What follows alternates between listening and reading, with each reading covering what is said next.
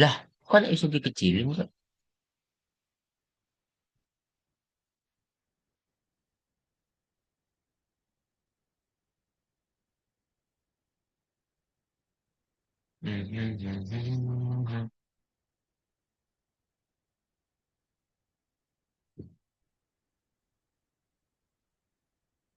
Oke.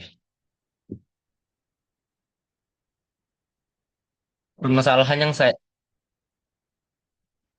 Ih, permasalahan yang saya temukan dari jurnal Molecular Science pada bagian pembelajaran struktur dan fungsi protein membran adalah bagaimana mutasi tertentu dapat menurunkan stabilitas atau mengganggu interaksi protein.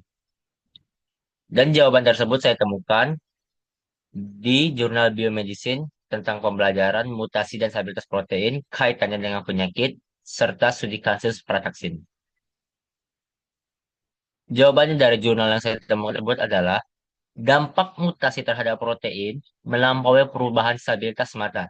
Konsekuensi mutasi missense terhadap fungsi protein bersifat multifaset dan selain perubahan stabilitas dapat juga mengganggu gangguan interaksi protein-protein, interaksi DNA-RNA, perubahan situs aktif, dan dinamika konformasi protein. Gangguan ini pada akhirnya dapat menyebabkan fungsi protein abnormal dan berkontribusi pada perkembangan penyakit. Dalam studi kasus baru-baru ini yang dikerjakan oleh Aledo et al.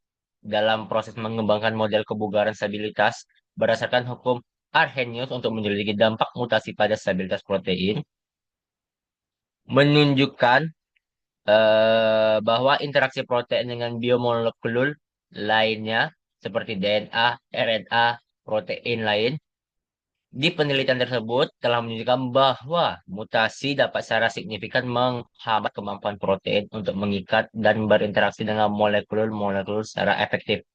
Hal ini dapat berimplikasi pada perkembangan berbagai penyakit seperti kanker, fibrosis kistik, dan gangguan kardiovaskular.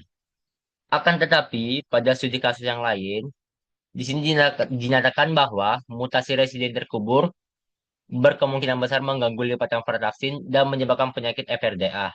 Akan tetapi, terdapat suatu pasien yang membawa mutasi ini menunjukkan gejala yang lebih ringan, seperti laju perkembangan penyakit yang lambat, hanya kelemahan anggota tubuh bagian bawah, dan tidak ada kelainan jantung atau diabetes. Yang biasanya, pasien yang membawa mutasi ini menunjukkan defensiasi total, frataksin, dan FRDA khas dengan perjalanan penyakit yang parah. Terus alasan saya memilih topik ini karena mutasi genetik ini sangatlah luar biasa, dikarenakan sifat yang tidak dapat terprediksi, perilaku dan sebabnya yang masih belum jelas. Dan juga karena mutasi ini bagaikan pedang bermata dua yang dapat menyembuhkan penyakit genetik seseorang atau malah menyembuhkan penyakit yang tidak ada sebelumnya. Karena hal itu saya tertarik dengan topik tersebut. Dan sekian dari saya Muhammad Al-Firdaus. Sekian, terima kasih.